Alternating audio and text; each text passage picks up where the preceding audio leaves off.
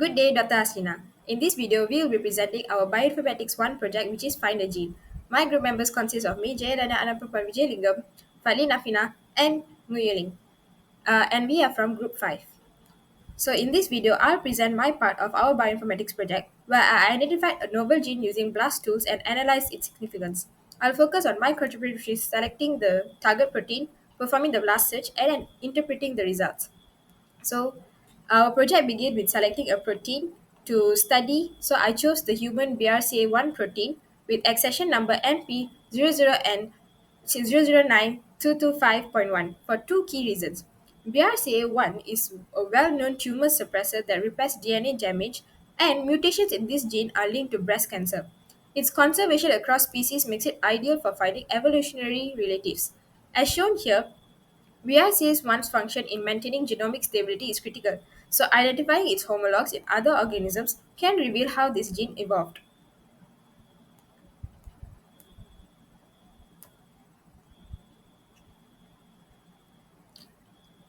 Then I performed a T-BLAST-N search on NCBI, which compares a protein query, which is our BRCA1 sequence, against a translated nucleotide database. First, I input our BRCA1 accession number, which is NP0 underscore 0092225.1 into the T-BLAST-N tool, and then I searched against the Express Sequence Tag database, which contains cDNA fragments from various species. I then used the default settings but focused on excluding model sequences to avoid annotated duplicates. The result shows 100 of hits. Um, the result shows 100 of hits, but I narrowed it down to the most significant match, a partial sequence from the elephant shark.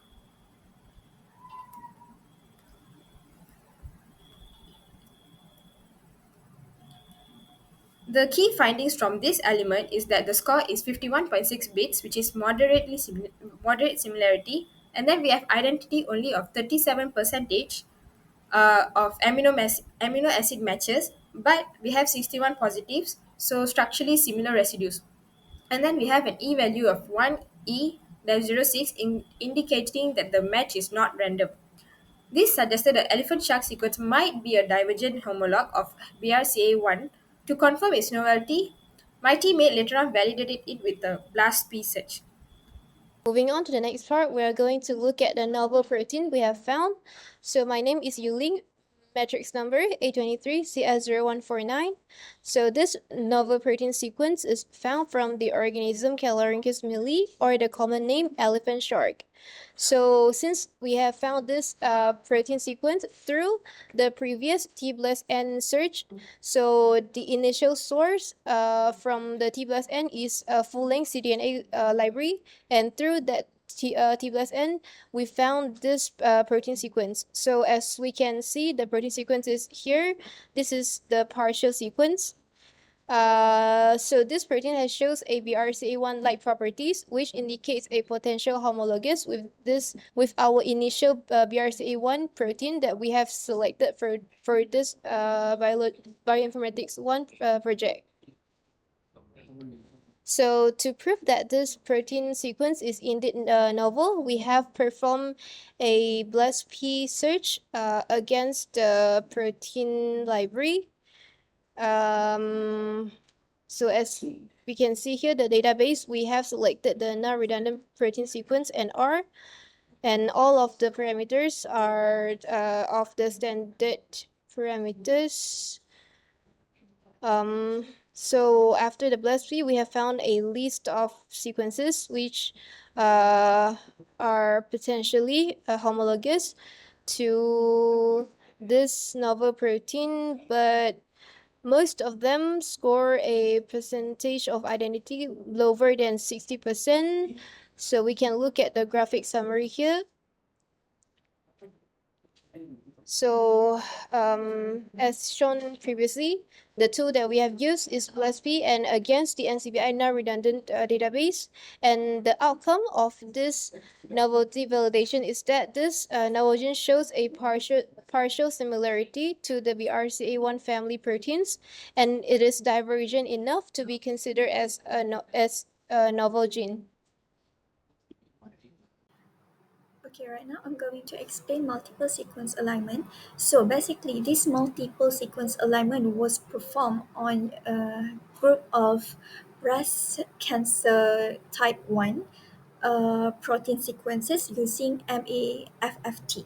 So for now, I'm going to show you what is the protein aligned. So I'm using a Homo sapien, and then I'm using musculus, and then I'm also using dog, Norway rats, and also chickens and monkey to align with the breast cancer type 1.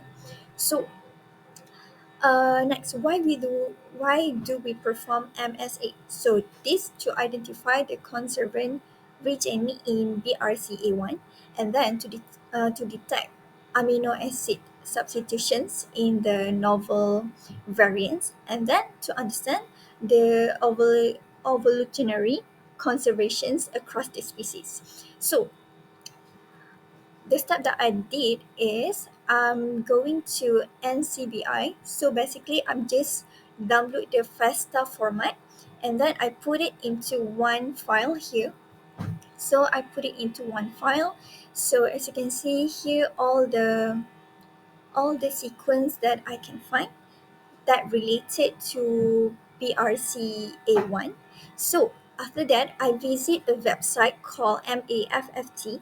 So after I get the result, I can see that the alignment revealed a several references sequence that shows a large regions with no alignment or gaps, and then it's indicate a high variability or absence of comparison regions. So for for this part, I can see that it shows a stronger alignment blocks that particular in regions with CG content and only as regularity methods.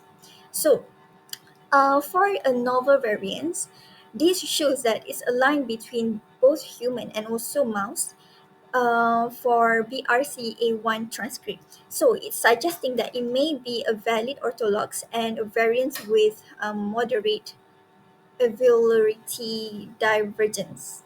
So overall, I can see that this alignment helps in identifying the conserved motif as well as highlighting the potential mutations and also insertion and deletions into the novel variants.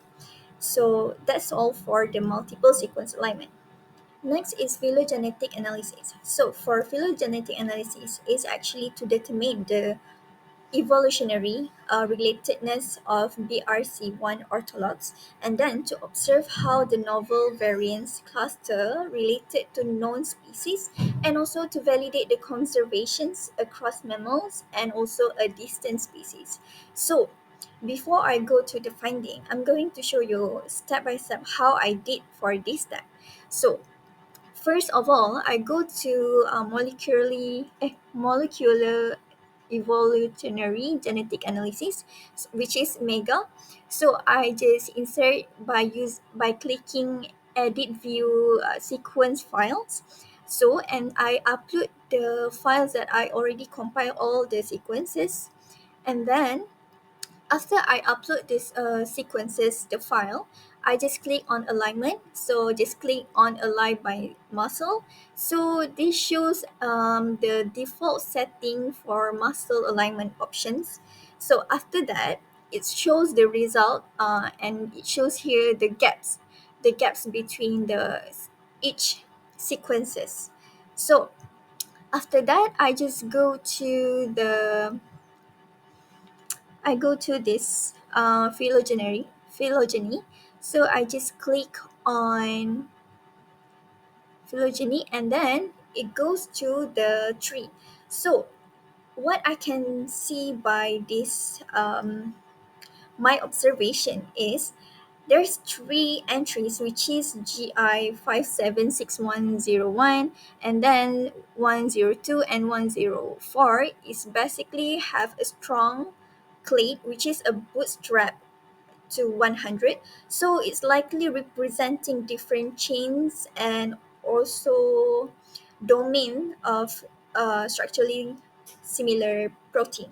So for human licolin and also mouse, it shows that they are more distant related but clustered together. So it's showing a functional and evolutionary relationship. So for this branch length is actually between PDB group and also like the protein. It suggests a high sequence divergence.